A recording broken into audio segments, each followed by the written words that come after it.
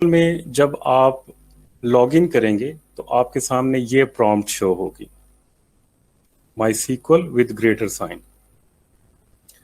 तो उसके बाद आप यहाँ पे कमांड्स या क्यूरीज रन कर सकते हैं। तो ये फर्स्ट क्यूरी है शो डेटाबेसेस, और जितनी भी क्यूरीज होंगी वो सेमी कॉलन के साथ टर्मिनेट होंगी।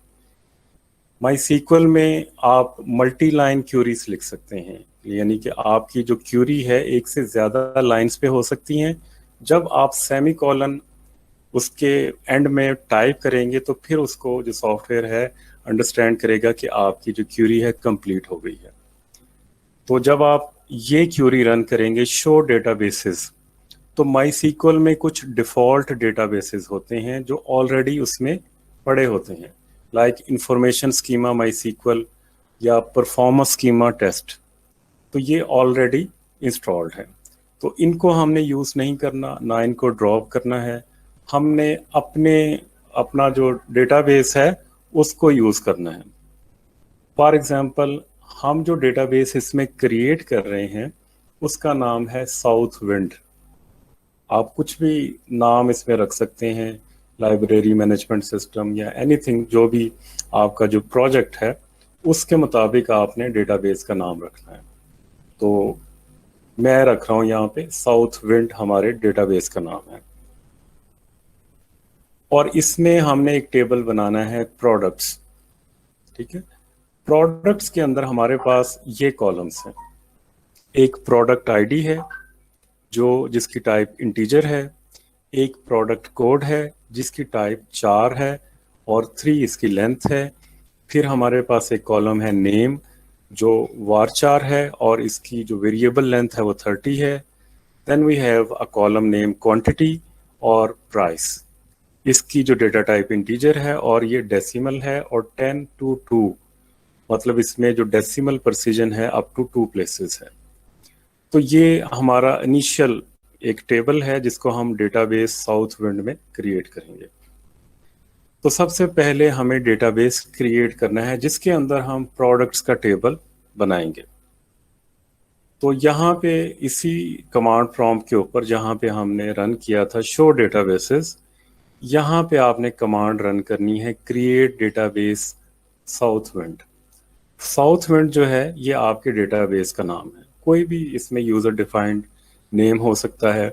इसके बाद यहाँ पे आपने सेमीकोलन टाइप कर दिया तो ये डेटाबेस आपका इसमें क्रिएट हो गया। देन यहाँ पे प्रॉम्प्ट आप करेंगे dropped database. This is for practice only, कि आपने जब प्रोजेक्ट कर रहे होंगे तो definitely you will only create database, लेकिन ये एक एग्जांपल है कि आपसे कोई डेटाबेस जो है वो बाय मिस्टेक कोई और नेम टाइप हो गया या आपने जो डेटाबेस क्रिएट किया है उसको डिलीट करना चाह रहे हैं, तो आपने क्रिएट की बजाय ड्रॉप यहाँ पे टाइप कर देना है, ड्रॉप डेटाबेस साउथ विंड। तो इससे क्या होगा कि जो डेटाबेस आपने साउथ विंड क्रिएट किया है वो डिलीट हो जाएगा। उसके बाद आप दोबारा उसको क्रिएट करना चाह रहे हैं, create database if not exist. तो अगर पहले से इसमें डेटाबेस साउथ विंड के नाम से नहीं है तो ये क्रिएट कर देगा डेटाबेस जिसका नाम है साउथ विंड। और दोबारा ये एक और कमांड है टू इंट्रोड्यूस यू, कि अगर आपके पास आप मेक श्योर करना चाहते हैं कि साउथ विंड ऑलरेडी इसमें है and then you want to drop it, तो फिर क्या होगा, drop database if exist south wind. तो ये जो कमांड है ड्रॉप वाली commands, they are not reversible. आपने एक दफ़ा डेटाबेस डिलीट कर दिया तो फिर वो डिलीट हो गया। नेक्स्ट, आपने डेटाबेस को क्रिएट कर दिया है और आप इंश्योर करना चाह रहे हैं कि आपने जो डेटाबेस क्रिएट किया है वो एग्जिस्ट करता है। तो उसके लिए आप कमांड रन करेंगे create database if not exist south wind. ये तो आपने कमांड रन की थी। उसके बाद आपने कमांड रन की show create database south wind. तो जो आपने कमांड रन की थी उसकी आप डिस्क्रिप्शन देखना चाह रहे हैं तो ये शो करेगा कि डेटाबेस साउथ विंड और क्रिएट डेटाबेस जो है आपने जो डेटाबेस क्रिएट किया है। इसमें जो नेमिंग कन्वेंशंस हैं वो इस तरह है कि आप इसमें बैक कोटेड आइडेंटिफायर्स यूज करते हैं। तो इसमें कुछ नेम्स जो होते हैं वो अनकोटेड होते हैं, लाइक डेटाबेस नेम है, टेबल नेम है या कॉलम नेम है। लेकिन जो आइडेंटिफायर्स होंगे उनको आप सिंगल कोट में या डबल कोट में मेंशन करेंगे। इसके अलावा कमांड्स के साथ अगर आप कोई कमेंट्स लिखना चाह रहे हैं तो इसमें मल्टी लाइन कमेंट्स आप ये slash asterisk and slash asterisk slash के साथ आप इसमें मल्टी लाइन कमेंट्स भी लिख सकते हैं। यहां तक आपने क्रिएट डेटाबेस के नाम से एक डेटाबेस माईसीक्वल में क्रिएट कर लिया जिसका नाम है साउथविंड। तो क्योंकि अब आपके माईसीक्वल में नंबर ऑफ डेटाबेसेस हैं,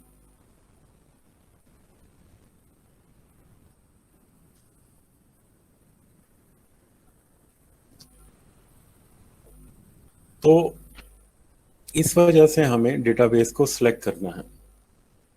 तो सिलेक्ट करने के लिए यूज की कमांड होती है।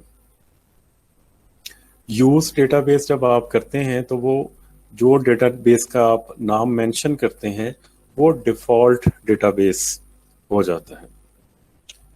तो आप लिखेंगे यूज साउथविंड, तो अब आपका जो डिफॉल्ट डेटाबेस होगा माईसीक्वल का वो साउथविंड हो जाएगा। उसके बाद you want to make sure that कि आपका जो डिफॉल्ट डेटाबेस है वो कौन सा है। तो उसके लिए कमांड है select database. Select database command के जरिए आप जो डेटाबेस को देख सकते हैं कि अभी आपका जो करंट डेटाबेस है वो कौन सा है। तो इसके लिए जो आप कमांड यूज करेंगे सिलेक्ट डेटाबेस होगी।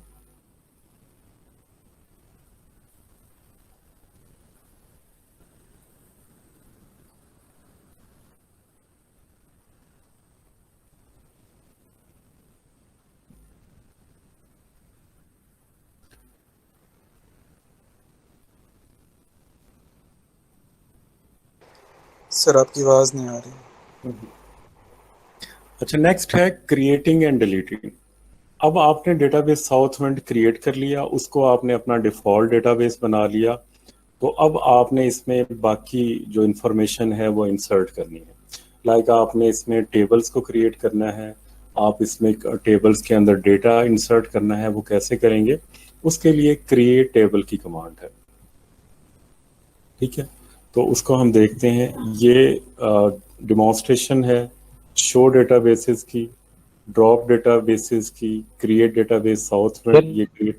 जी बताएं। सर जब हम एसक्यूएल में काम करते हैं सर, क्यूरीज लिखते हैं सर, तो उसके स्क्रीनशॉट तो डालने की जरूरत नहीं ना होगी सर, वो हम वहां से नहीं कॉपी करके वर्ड में पेस्ट कर देंगे ना, क्योंकि वो क्यूरीज बहुत ज्यादा होते हैं और तो वो नीचे स्क्रॉल डाउन होता जाता है और वो एक ही स्क्रीनशॉट में नहीं आता सर। नहीं, मैंने तो आपसे क्यूरीज मांगी नहीं, मैंने आपसे सिर्फ 3 चीजें मांगी हैं। एक आपका सर वैल्यूज इंसर्ट इंसर्ट तो करने हैं ना सर। हाँ बिल्कुल करनी, मैं बताता हूँ ना। एक तो आपने जो है नॉर्मलाइज्ड जो डेटाबेस है उसकी स्क्रीनशॉट या पिक्चर आप लेके उसमें पोस्ट करेंगे। फिर आपका जो टेबल व्यू है जब आप उसमें सारा डेटा इंटर कर लेंगे डेटाबेस में, फिर उसके बाद ठीक है उस सर। डेटाबेस को एक्सपोर्ट करेंगे, वो आप अटैच कर लेंगे। और जो आपका पॉपुलेटेड डेटा होगा, लाइक आपने डेटा पॉपुलेट कर दिया, उसमें इंसर्ट कर दिया, तो उसको आप क्यूरीज चाहे ना दें, मुझे वो टेबल शो कर दें जिसमें डेटा नजर आ रहा हो। लाइक आपका जो है लाइब्रेरी मैनेजमेंट सिस्टम है, तो आपका एक टेबल है बुक्स का, तो उसमें एक बुक है C++, उसके ऑथर का नाम, पब्लिशर का नाम, उसका और कोई रेलिवेंट इंफॉर्मेशन, वो रिकॉर्ड 10 उसमें एंटर्ड है।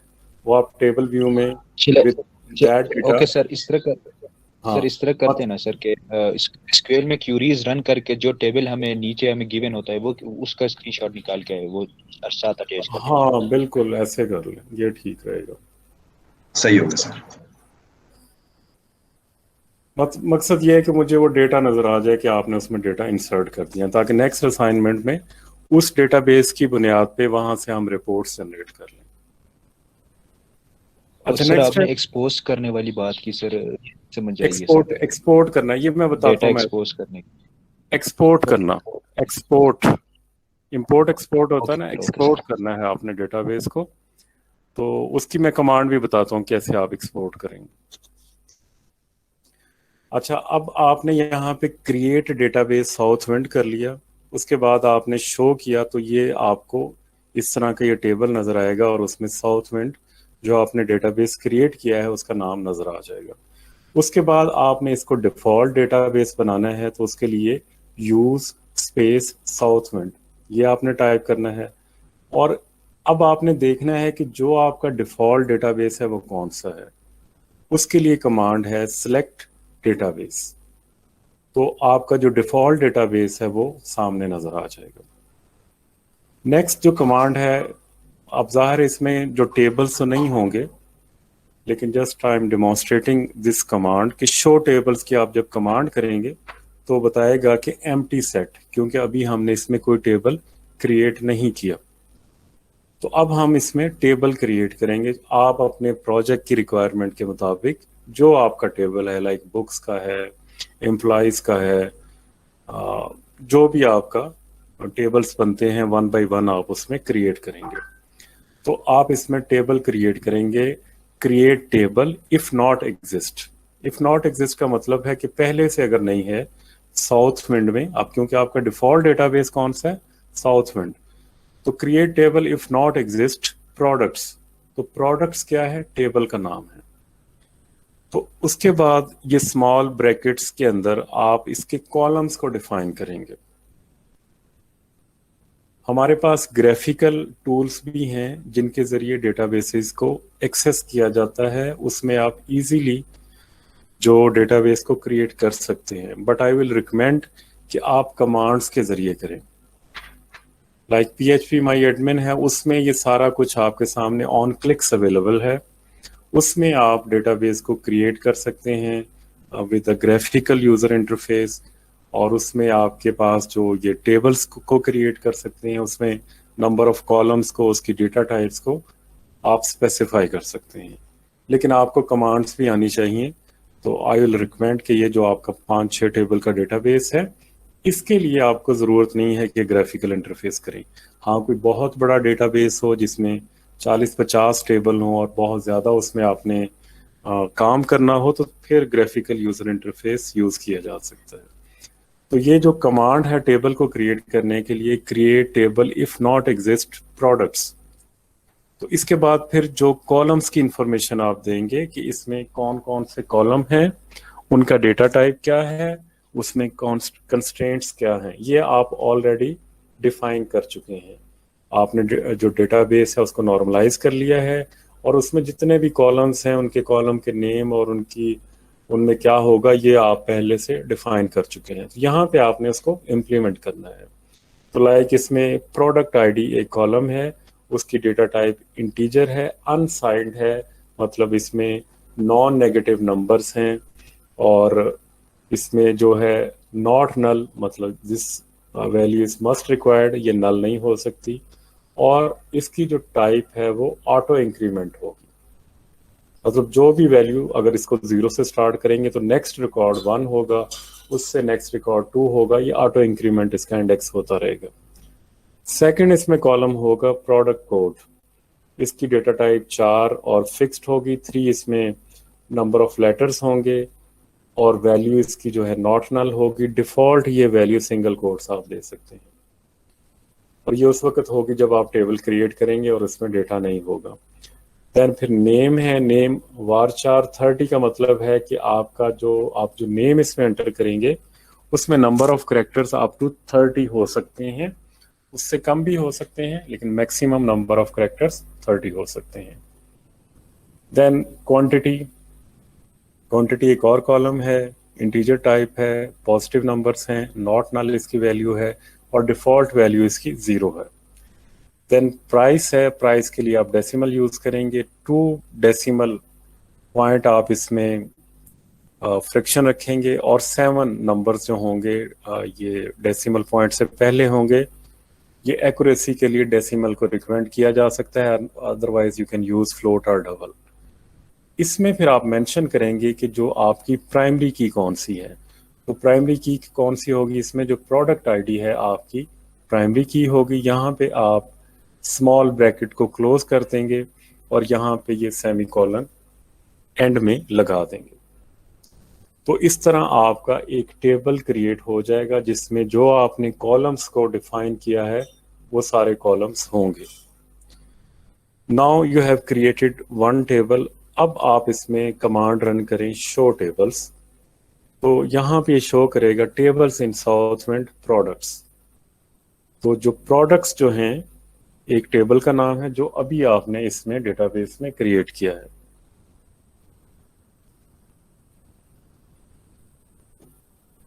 नेक्स्ट है एक और कमांड डिस्क्रिप्शन या डिस्क्राइब प्रोडक्ट्स। तो इस कमांड के जरिए आप इस टेबल की सारी डिटेल्स को रिविजिट कर सकते हैं कि आपने जो टेबल क्रिएट किया है उसके कॉलम डिफाइन किए हैं, उसकी जो टाइप डिफाइन की हैं they are according to your requirements और उसमें कोई चेंज तो नहीं रिक्वायर्ड। तो ये इंफॉर्मेशन डिस्क्राइब प्रोडक्ट्स में आपके सामने field name, type, null value, key type, default और एक्स्ट्रा अगर कोई इसमें इंफॉर्मेशन है तो वो नजर आ जाती है।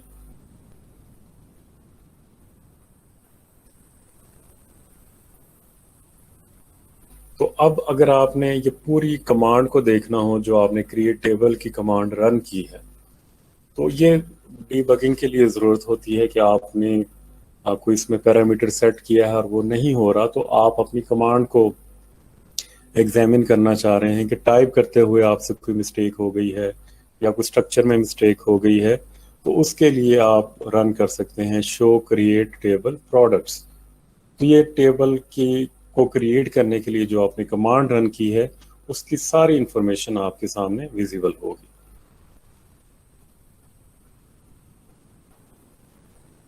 तो इसकी ये एक्सप्लेनेशन है जो हम डिस्कस कर चुके हैं ऑलरेडी।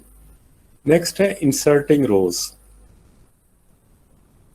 अब आपने डेटाबेस क्रिएट कर लिया, उसमें टेबल क्रिएट कर लिए one by one. Now you need to insert data into your tables.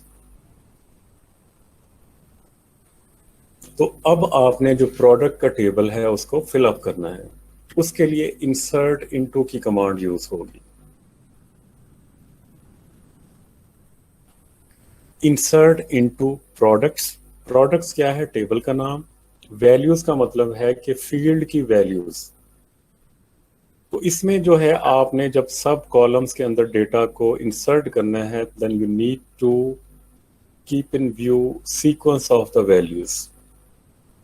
Like जो टेबल में कॉलम नेम पहले है लाइक प्रोडक्ट आईडी और प्रोडक्ट कोड, तो उसी तरह आपने इसमें वैल्यूज को टाइप करना है। तो यहाँ पे ये पेन है, करेक्टर टाइप है, फिर उसमें पेन रेड है। ये वैल्यूज आपने जो जो कॉलम है उसी लिहाज से उसी सीक्वेंस में आपने यहाँ पे टाइप कर देंगे। इसको टाइप करने के बाद जब आपने इसमें वैल्यूज टाइप कर दी तो ये एक रो इसमें ऐड हो जाएगी।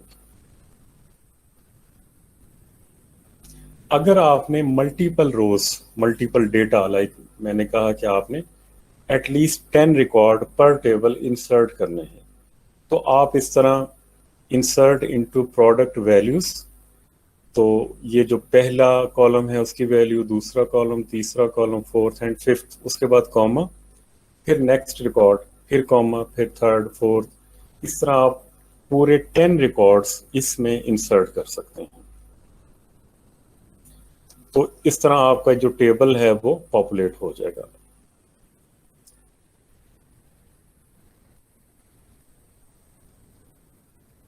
अगर आपने कुछ सिलेक्टेड कॉलम्स के अंदर वैल्यूज को इंसर्ट करना है तो आप वो भी कर सकते हैं, लाइक प्रोडक्ट कोड। अब आपने यहाँ पे जो प्रोडक्ट आईडी है उसकी वैल्यू सेट कर दी है फर्स्ट रिकॉर्ड में 1001। अब नेक्स्ट रिकॉर्ड में अगर आप इसमें जो प्रोडक्ट आईडी है वो शो ना भी करें, उसमें वैल्यूज इंसर्ट ना भी करें, क्योंकि ये कॉलम ऑटो इंक्रीमेंट है तो ये ऑटोमेटिकली इसमें 1 इंक्रीमेंट होता रहेगा। तो इस तरह यहाँ पे ये कमांड है insert into products, product code, name, quantity, price, values. तो इसमें जो ये सारे जो वैल्यूज हैं आप इसमें इंसर्ट कर रहे हैं, लेकिन इसमें जो प्रोडक्ट आईडी है वो आप मिस कर रहे हैं, वो यूज नहीं कर रहे हैं क्योंकि ये ऑटो इंक्रीमेंट है। तो आप इस तरह बाकी जो 9 रिकॉर्ड्स हैं विदाउट प्रोडक्ट आईडी इसमें इंसर्ट कर सकते हैं। तो ये आपके 10 रिकॉर्ड्स इसमें इंसर्ट हो गए। तो अगर इसमें आपने कोई कॉलम मिस कर देते हैं तो जो मिसिंग कॉलम्स होंगे उनमें क्या होगा, डिफॉल्ट वैल्यू होगी। जो सिंगल कोट्स हैं या 0 आपने डिफॉल्ट वैल्यू रखी हुई है तो वो उसमें इंसर्ट हो जाएगी। तो लाइक अगर आप इसमें इंसर्ट करते हैं इंसर्ट इनटू प्रोडक्ट वैल्यूज नल नल, तो हमने पहले ही डिफाइन कर दिया है टेबल क्रिएट करते हुए कि इस टेबल में कोई नल वैल्यू नहीं हो सकती। तो यहाँ पे फिर आपको एरर आ जाएगा, column product code can not be null. तो based on your previous queries अगर हम सिलेक्ट स्टैटिक फ्रॉम प्रोडक्ट्स करते हैं, सिलेक्ट स्टैटिक का मतलब है कि प्रोडक्ट्स टेबल के अंदर जितने भी रिकॉर्ड्स हैं उनको आप शो करना चाह रहे हैं। तो जो आपने रिकॉर्ड शो करने हैं उसके लिए आप ये कमांड रन कर दें, जितने भी आपके टेबल हैं असाइनमेंट में, सिलेक्ट स्टैटिक फ्रॉम प्रोडक्ट्स। तो जो आपका टेबल का नेम होगा उसका जो रिजल्ट आएगा, लाइक 5 टेबल हैं तो 5 टेबल का ये रिजल्ट आ जाएगा, उसको आप स्क्रीनशॉट लें और उसको पेस्ट कर दें।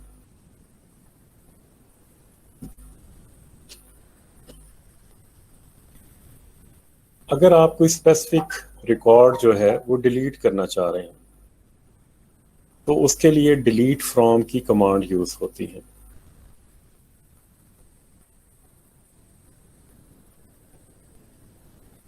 Delete from products where product ID is equal to 1006।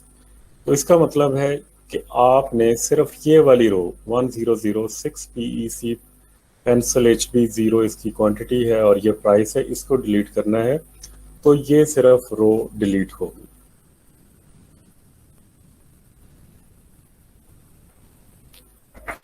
Next है आपने डेटाबेस को क्यूरी करना है विद सिलेक्ट स्टेटमेंट।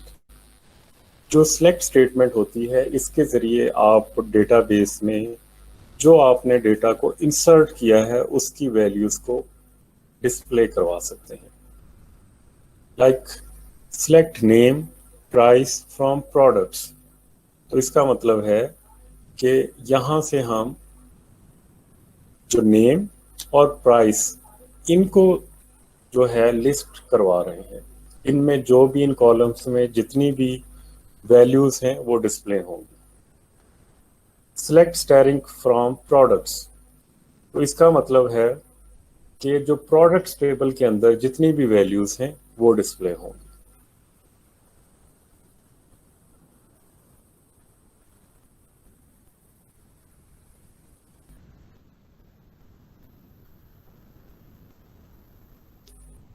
अच्छा, सिलेक्ट स्टेटमेंट को हम देख रहे थे कि अगर हमने डेटाबेस में से कुछ रिकॉर्ड्स को डिस्प्ले करना है तो उसके लिए सिलेक्ट स्टेटमेंट यूज होती है। सिलेक्ट को रिकॉर्ड्स के अलावा कुछ और पर्पस के लिए भी हम यूज कर सकते हैं। लाइक हमने कोई एक्सप्रेशन को एवेलुएट करना है या कोई बिल्ट इन फंक्शन को देखना है। लाइक यहाँ पे एक कमांड है सिलेक्ट 1 + 1, तो ये रिजल्ट शो हो जाएगा। इसी तरह यहाँ पे है select now built in function है जो current date and time show कर देगा। इसके अलावा आप मल्टीपल कॉलम्स में भी ये देख सकते हैं, लाइक सिलेक्ट 1 + 1 कॉमा नाउ। तो एक कॉलम में 1 + 1 का रिजल्ट होगा और 9 के कॉलम में 9 का जो बिल्ट इन फंक्शन है डेट एंड टाइम के लिए, इसको आप देख सकते हैं। नेक्स्ट है कंपैरिजन ऑपरेटर्स। कंपैरिजन ऑपरेटर्स जो less than, greater than, equal to, not equal to, आप इसमें माईसीक्वल में यूज कर सकते हैं। तो अमूमन जब हम इसमें से डेटा को देखते हैं तो वो फिल्टर डेटा होता है और उसको फिल्टर हम करते हैं विद वेयर क्लास, और उसके साथ में हम कंपैरिजन ऑपरेटर्स यूज करते हैं। लाइक यहाँ पे क्यूरी है select name price from products where price is less than 1.0, तो ऐसी प्रोडक्ट्स के नेम जहाँ पे प्राइस लेस देन 1.0 है वो हमें डिस्प्ले हो जाएगी।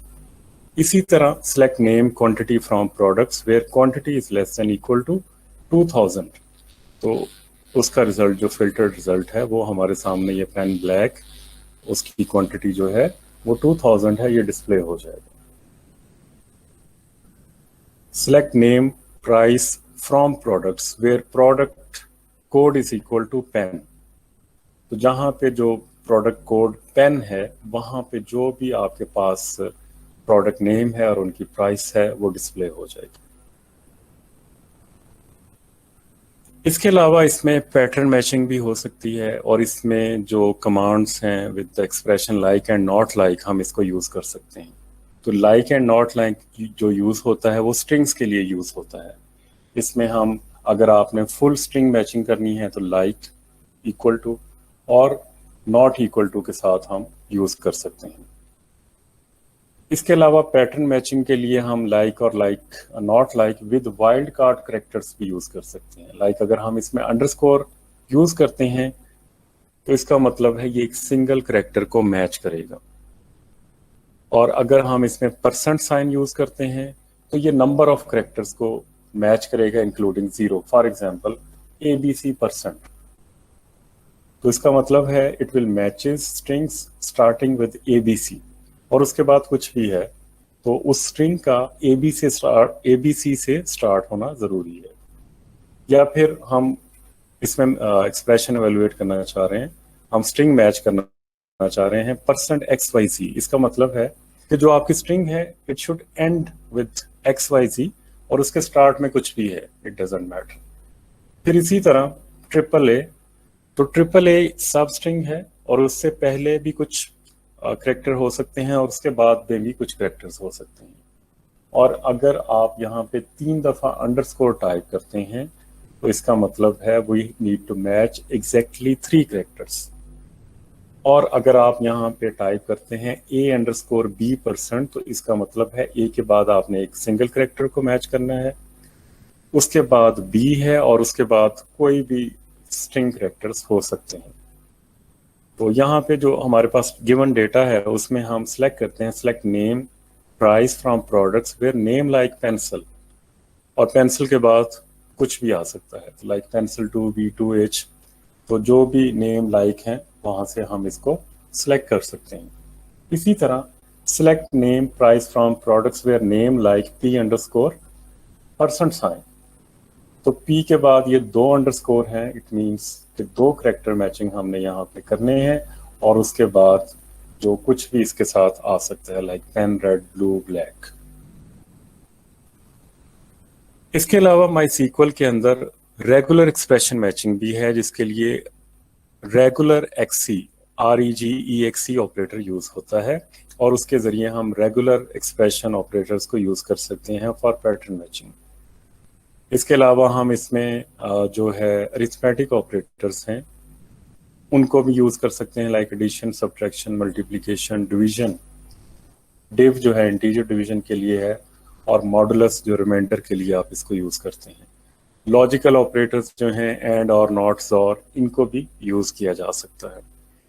इनकी एग्जांपल देख सकते हैं, अगर हमने मल्टीपल कंडीशंस भी इसमें अप्लाई हो सकती हैं, like select static from product where quantity is greater than equal to 5000, और ये दूसरी कंडीशन है नेम लाइक %।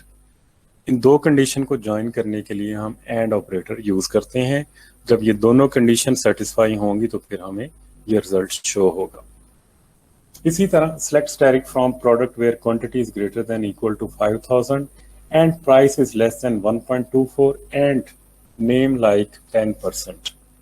तो ये तीनों कंडीशन जो है एंड है, तीनों का मैच होना ट्रू होना जरूरी है, और उसके बाद ये रिजल्ट हमारे सामने डिस्प्ले होगा।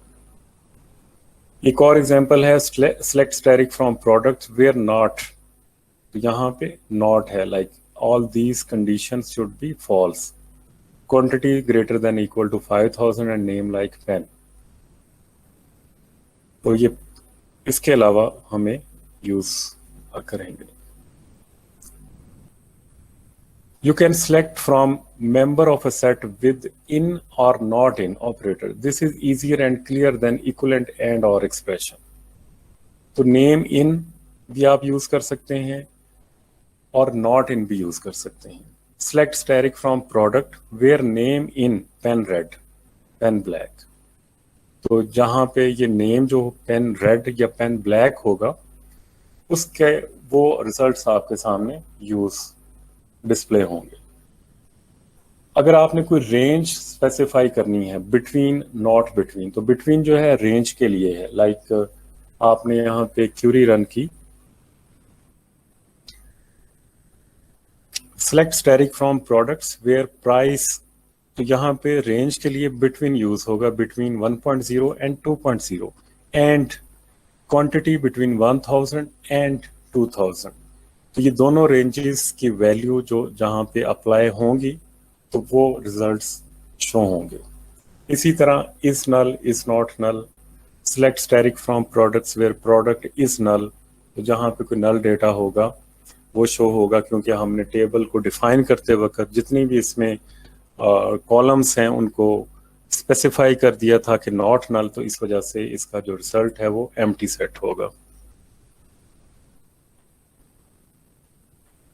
नेक्स्ट है order by class. Order by class को हम ऑलरेडी डिस्कस कर चुके हैं, लेकिन एक दफा फिर ब्रीफली देख सकते हैं कि you can order the row selected using order by class. Like sorting करनी हो तो उसके लिए आप ऑर्डर बाय क्लास को यूज करते हैं। तो बाय डिफॉल्ट जो सॉर्टिंग होती है ये असेंडिंग होती है। अगर आप असेंडिंग का कीवर्ड नाम भी लगाएं तो आपकी जो सॉर्टिंग होगी असेंडिंग होगी, लेकिन अगर आपने डिसेंडिंग इसमें सॉर्टिंग करनी है then you need to mention DESC। ये इसका सिंटेक्स है। select from table name, यहाँ पे आप क्राइटेरिया सिलेक्शन का करेंगे, यहाँ पे where क्राइटेरिया है और where के बाद ऑर्डर बाई है। ऑर्डर बाई किस आप जो सॉर्टिंग करते हैं वो किसी न किसी कॉलम की बेस के ऊपर होती है। तो लाइक आप कॉलम ए या प्रोडक्ट आईडी या प्रोडक्ट कोड या नेम क्वांटिटी प्राइस किसी भी कॉलम की बेस के ऊपर उसको सॉर्ट कर सकते हैं। और जब आप एक कॉलम की बेस पे सॉर्ट कर लें फिर दूसरा कॉलम भी आप स्पेसिफाई कर सकते हैं।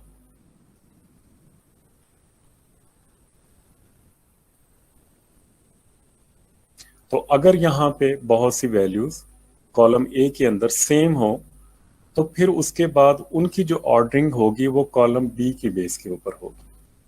लाइक आपने ये प्रोडक्ट कोड लिखा है, तो अगर आपने ऑर्डर बाय प्रोडक्ट कोड लिखा हुआ है तो इसकी तो एक ही आएगी।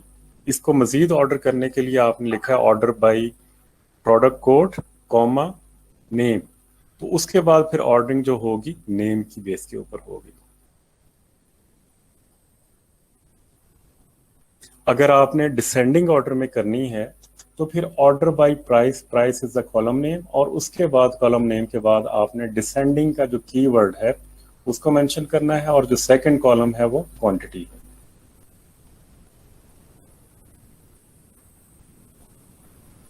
You can randomize the return records via function rand। तो अगर आपने रेंडमाइज करना है, उसकी कोई स्पेसिफिक सॉर्टिंग नहीं करनी, तो उसके लिए select asterisk from product order by RAND rand function. अगर आपने लिमिट करना हो, आपके पास एक बहुत बड़ा डेटाबेस है जिसमें आप कोई भी सिलेक्शन क्राइटेरिया लगाते हैं तो बहुत सा डेटा सिलेक्ट होगा, तो आप उसको लिमिट कर सकते हैं। Like select asterisk from product order by price limit 2, so only two records will be selected and displayed। To continue the following records, you could specify the number of rows to be skipped followed by the number of rows to be displayed in the limit class as follow।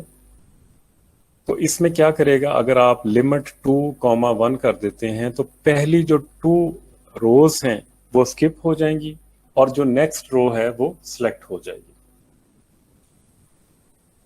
Next है as alias. तो जो as keyword है इसको use करते हैं हम alias को define करने के लिए। तो जो एलियस है, this is an identifier which can be defined for column name, table name. तो ये जो टेबल नेम, कॉलम नेम का जब आप एलियस डिफाइन करेंगे तो इस एलियस को आप उसका रिजल्ट डिस्प्ले करने के लिए यूज कर सकते हैं, या फिर आप किसी फर्दर क्यूरी में आपने उसको यूज करना है तो तब भी वो एलियस यूज हो सकता है। Like select product ID as ID, तो इसका मतलब है ये एएस जो है कीवर्ड है, इसने डिफाइन किया है आईडी को एज एलियस। तो जब इसका रिजल्ट डिस्प्ले होगा तो यहाँ पे प्रोडक्ट आईडी की बजाय आईडी टाइप हुआ आएगा। प्रोडक्ट कोड एज कोड, तो यहाँ पे कोड आएगा। नेम एज डिस्क्रिप्शन, तो डिस्क्रिप्शन आएगा। Price as unit price. तो इस तरह आप अपने टेबल को अगर ज्यादा रीडेबल करना चाह रहे हैं, उसको कोई स्पेसिफिक मीनिंग देना चाह रहे हैं, तो एलियस को यूज किया जा सकता है।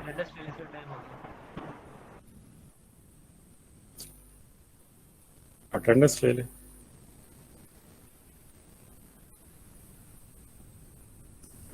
सर हाँ हाँ बताओ। सर वो जो अब ये जो सर आपने हमें असाइनमेंट दी है सर, आपने कहा था ये हम संडे को सबमिट वो कराएंगे, लेकिन सर जो वहाँ आपने डेट फुल की है सर वो सैटरडे की है, तो सर काइंडली उसको चेंज कर लें। वो मैं एक्सटेंड कर देता हूँ, मुझे 10-15 मिनट दें, बाकी जो ये थोड़ी सी कमांड्स रह गई हैं उसका मैं क्विक रिव्यू आपको दे देता हूँ।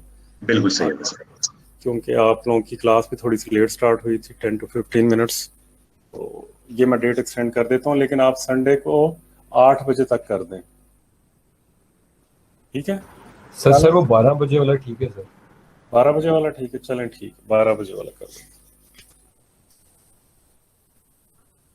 अच्छा, एलियस की बात हो रही है, तो आप अपने डेटा को मजीद रीडेबल करने के लिए एलियस यूज करते हैं। Then we have function कनकैट।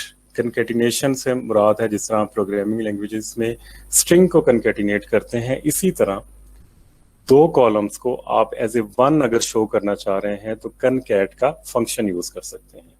Like select कनकैट product code, उसके दरमियान में आपने ये हाइफन डाल दिया एंड नेम, और इसको एज प्रोडक्ट डिस्क्रिप्शन आपने डिफाइन कर दिया, प्राइस फ्रॉम प्रोडक्ट्स। तो यहाँ पे प्रोडक्ट डिस्क्रिप्शन में आपके पास ये जो प्रोडक्ट कोड है और उसका नेम है as a single column show होगा, और उसकी प्राइस यहाँ पे डिस्प्ले हो जाएगी। नेक्स्ट है प्रोड्यूसिंग समरी रिपोर्ट्स। तो जो एग्रीगेट फंक्शंस हैं इनको हम डिटेल में डिस्कस कर चुके हैं, इनको जस्ट मैं पास ऑन करूँगा। जो एग्रीगेट फंक्शंस होते हैं, ये जो आपका रिपोर्टिंग वाला टास्क है जिसमें आपने रिपोर्ट्स बनानी है, उसमें एक्सटेंसिवली ये एग्रीगेट फंक्शंस यूज होते हैं।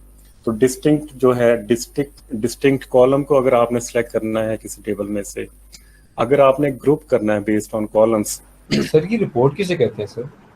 रिपोर्ट का मतलब है, रिपोर्ट की डेफिनेशन वैसे हमने डिस्कस की थी, ये आपके डेटा का इनसाइट है जो किसी भी डिसीजन मेकिंग के लिए यूज होता है, ठीक है।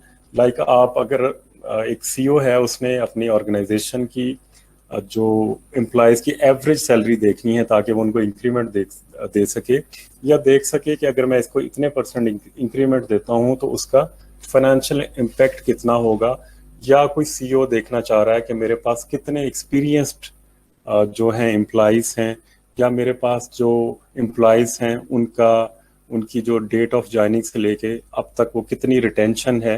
तो इस तरह के डिफरेंट जो इनसाइट्स जो हैं वो आप डेटा में से ले सकते हैं। तो ग्रुप बाय क्लास जो है, आप मल्टीपल रिकॉर्ड्स को एक कॉलम के अंदर, एक ग्रुप के अंदर आप शो कर सकते हैं। लाइक क्वांटिटी है तो क्वांटिटी के जरिए हम उसको ग्रुप कर सकते हैं, नेम के जरिए ग्रुप कर सकते हैं। तो ये एक तरह से समराइज कर देता है आपके डेटा को। तो आप जो ग्रुप बाय एग्रीगेट फंक्शन को काउंट, मैक्स, मिन, average, summary, STD, group, concatenate से जो है यूज कर सकते हैं। नेक्स्ट है हैविंग क्लास। हैविंग क्लास जो है वो वेयर जो क्लास है उसके इक्विवेलेंट है, लेकिन इसको हम ग्रुप बाय एग्रीगेट फंक्शन के साथ यूज कर सकते हैं, क्योंकि जो वेयर क्लास है ये सिर्फ कॉलम्स के ऊपर यूज होता है। तो इस वजह से जब अगर हमने एग्रीगेट फंक्शन यूज करना है तो फिर हम वेयर क्लास की बजाय हैविंग जो है वो यूज कर सकते हैं। बाकी इसमें जो सिलेक्शन क्राइटेरिया है वो वैसे ही है, हम इसमें कोई अरिथमेटिक या लॉजिकल ऑपरेटर्स को यूज करके सिलेक्शन कर सकते हैं। विद रोल अप, तो जो रोल अप है ये समरी शो करता है, ग्रुप समरी। अगर आपने किसी ग्रुप बाय प्रोडक्ट है विद रोल अप, तो ये जितने भी ग्रुप्स होंगे उनके ऊपर एग्रीगेट फंक्शंस को अप्लाई कर देगा। नेक्स्ट है मॉडिफाइंग डेटा, अपडेट डेटा। तो अगर आपने अपना माईसीक्वल में कोई डेटाबेस को अपडेट करना है तो उसके लिए अपडेट और सेट के कीवर्ड यूज होते हैं। Update with the table name and set, उसमें आप कॉलम नेम और उसकी वैल्यू जो है वो रखेंगे। Like update is a keyword, product is the table name, set is a keyword to update the value of price column name where value of the price is equal to price into 1.1, कि जितनी भी price है उनको आपने 1.1 से multiply कर देना है, तो ये आपके जो रिकॉर्ड्स जितने भी हैं ये अपडेटेड आ जाएंगे। और अगर आपने कुछ सिलेक्टेड रोज को मॉडिफाई करना है तो like update product set quantity is equal to quantity minus 100 where, तो सिलेक्टेड के लिए आप क्या करेंगे, सिलेक्शन करेंगे। सिलेक्शन किससे कर सकते हैं, वेयर क्लास से। तो अपडेट के साथ भी वेयर क्लास यूज कर सकते हैं। और इसके अलावा आप एक से ज्यादा वैल्यूज को भी मॉडिफाई कर सकते हैं, like update products set quantity is equal to quantity plus 50 price is equal to where name is equal to pen red. Next है डिलीटिंग रोज फ्रॉम। तो डिलीट फ्रॉम जो है क्लास, अगर आपने किसी रिकॉर्ड को डिलीट करना है तो वहां पे डिलीट फ्रॉम जो है वो यूज होगा। Like delete from product where name like pencil, और उसके बाद परसेंट साइन का मतलब है कि इसके बाद कुछ भी है, लाइक पेंसिल इज रेड और ब्लू और ब्लैक, तो आप इसको यूज कर सकते हैं। सेलेक्ट स्टैटिक फ्रॉम प्रोडक्ट, तो ये इसमें से नेम को सिलेक्ट करेगा और उसके बाद उसको डिलीट कर देगा। तो जब आप एक दफा इस कमांड को रन कर चुके हैं तो दोबारा डिलीट करेंगे तो फिर उसके बाद ये आपके पास सिर्फ 0 रिजल्ट आएंगे, एम्प्टी सेट आ जाएगा। तो बात हो रही थी लोडिंग और एक्सपोर्टिंग डेटा। एक तो ये है कि आप कमांड्स के जरिए इसमें डेटा इंसर्ट कर सकते हैं अपने माईसीक्वल में। उसके अलावा आप एक टेक्स्ट फाइल बना लें, टेक्स्ट फाइल में आप डेटा जो है वो टाइप कर दें और उसको आप लोड कर दें अपने माईसीक्वल में। तो इस तरह भी डेटा जो है वो लोड हो सकता है। तो इसमें जो टेक्स्ट फाइल होगी ये मैकिन्टॉश के लिए भी और विंडोज के लिए भी आप इसमें जो है डिफाइन कर सकते हैं। उसके लिए आप विंडोज के लिए या मैकिन्टॉश के लिए दो डिफरेंट सिंटैक्स है। एक जनरल सिंटैक्स है लाइक /n, इसका मतलब है न्यू लाइन, और PC पेंसिल, PC के बाद जो कॉमा है इसका मतलब है next column, pencil 3B comma next column 500, फिर उसकी जो प्राइस है कॉमा, वो वैल्यू आप उसमें टाइप कर सकते हैं। ये एक रो होगी, second, third and fourth row. तो इसको अगर आपने ये जो आपने बना ली है, इसमें टेक्स्ट फाइल बना ली है, तो इसमें आपने फॉरवर्ड स्लैश यूज करनी है यहाँ पे पाथ के अंदर। और जो अगर आपका मैकिन्टॉश है उसके लिए आपके पास फॉरवर्ड स्लैश यूज नहीं करनी। तो इसके लिए कमांड होगी load space data space local in file space, ये पाथ है। और जो फाइल होगी उसकी जो एक्सटेंशन है वो CSV होगी, comma separated value into table products. तो ये जो प्रोडक्ट का जो डेटा है आपने टेक्स्ट फाइल में सेव कर लिया, उसकी एक्सटेंशन .csv रख ली और उसको आपने अपने टेबल में लोड कर दिया, तो ये जितना भी डेटा है इसमें लोड हो जाएगा। और जब आप उसको सिलेक्ट करेंगे फ्रॉम प्रोडक्ट्स तो ये डेटा आपके सामने विजिबल हो जाएगा। तो ये कुछ प्रिकॉशंस हैं। You need to provide path absolute और relative and file name in Unix style, वहाँ पे फॉरवर्ड स्लैश होगा as a directory separator instead of window style /। तो इसमें जो डिफॉल्ट लाइन डेलीमीटर है, लाइन डेलीमीटर का जो बताता है कि एंड ऑफ लाइन, तो /n इज यूनिक स्टाइल। अगर आपने विंडोज में टेक्स्ट फाइल जो प्रिपेयर की है तो फिर उसमें आपने /r और /n दोनों को इंक्लूड करना है। तो क्योंकि हम लोग तो ज़्यादा विंडोज यूज करते हैं तो आपने बिफोर लाइन ये दोनों जो हैं एस्केप सीक्वेंस कैरेक्टर्स को यूज करना है। द डिफॉल्ट कॉलम डेलीमीटर इस टैब, और इसको अगर आपने कोई स्पेसिफिक फाइल नेम के साथ सेव करना है तो उसके लिए TSV फाइल भी यूज होती है। लेकिन अगर आप CSV कॉमा के साथ यूज करते हैं, अपने कॉलम्स को सेपरेट करते हैं, तो उसकी एक्सटेंशन CSV होगी।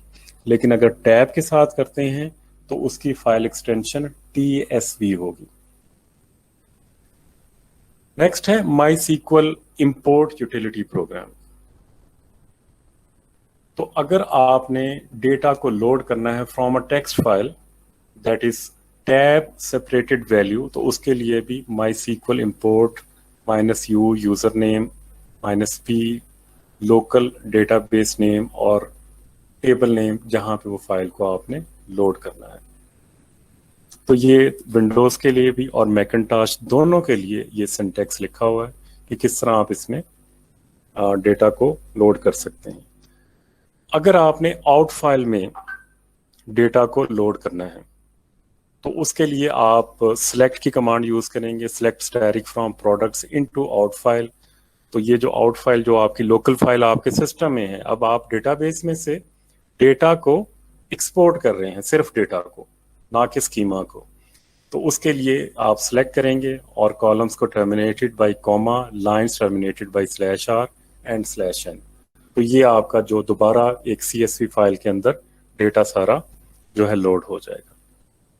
हम जो कमांड्स हैं वो रन करते हैं 1 by 1 on MySQL command prompt. लेकिन अगर आपने बहुत सी कमांड्स को रन करना है इकट्ठा, तो उसके लिए आप SQL स्क्रिप्ट लिख सकते हैं। SQL स्क्रिप्ट क्या है? एक सिंपल टेक्स्ट फाइल है जिसकी एक्सटेंशन .sql होगी। आप टेक्स्ट एडिटर में एक SQL स्क्रिप्ट क्रिएट कर लें और उसको लोड कर दें कमांड प्रॉम्प्ट के ऊपर, source d my project load _ products.sql। तो ये आपका जो स्क्रिप्ट है MySQL में लोड हो जाएगा। तो यहां तक ये हो गया आपका। बाकी है इसके अलावा 1 to many रिलेशनशिप और many to many रिलेशनशिप। उसको आप क्या करते हैं कि जब आप फॉरेन की 1 to many रिलेशनशिप आपने अगर इसमें अपने टेबल में इम्प्लीमेंट करना है, तो उसके लिए आप क्या करते हैं कि आप इसमें फॉरेन की यूज करते हैं।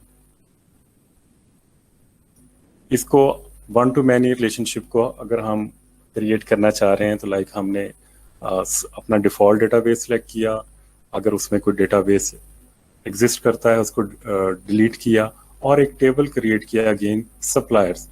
दोबारा क्रिएट करने की जरूरत नहीं, हम ऑल्टर भी कर सकते हैं। तो इसमें एक सप्लायर आईडी है और सप्लायर आईडी जो है हमारे पास प्राइमरी की है। इसमें हमने डेटा को पॉपुलेट कर दिया। अब हमने इसके साथ जो है कोई फॉरेन की यूज करनी है।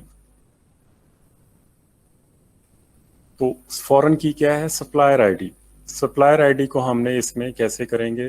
Create alter table products add column supplier ID into integer unsigned not null. तो इसमें हमने स्पेसिफाई कर दिया कि सप्लायर आईडी हमने इसमें जो है ऐड कर दी, ये कॉलम का नेम है और ये नॉट नल है और अनसाइंड है। तो इसमें ये जो सप्लायर आईडी है वो जो फॉरेन की है वो इसमें ऐड होगी। अब अभी तक ये हमारे पास जस्ट कॉलम है। अब इसके ऊपर हमने अप्लाई करना है फॉरेन की constraint of the products child table to supplier parent table to ensure that every supplier ID in the product table always refer to a valid supplier ID in the supplier table. This is called referential integrity, जो हम 1 to 1 या 1 to many relationship establish करते हैं। Before we can add the foreign key, we need to set the supplier ID of the existing record in the products table to a valid supplier ID in the supplier table. तो हमें supplier ID भी चाहिए, कोई valid supplier ID होनी चाहिए। तो हमने supplier ID को 501 कर दिया। उसके बाद हमने इसको अपडेट कर दिया, update product set supplier ID 501। इसके बाद हमने इसमें रेफरेंशियल इंटेग्रिटी को ऐड करना है। तो alter table products add foreign की सप्लायर आईडी, यहाँ पे ये जो है फॉरेन की हम इसमें रेफरेंस कर रहे हैं। रेफरेंस सप्लायर, सप्लायर क्या है? दूसरा टेबल है और सप्लायर आईडी को हम यूज कर रहे हैं। तो इस लाइन से हम जो फॉरेन की को अपने टेबल के साथ हम ऐड कर सकते हैं और इसके ज़रिए हम इसमें जो रेफरेंशियल इंटेग्रिटी है वन टू मैनी वो इसमें अप्लाई कर सकते हैं। तो इसमें अब सप्लायर आईडी जो है वो इसमें ऐड हो गई।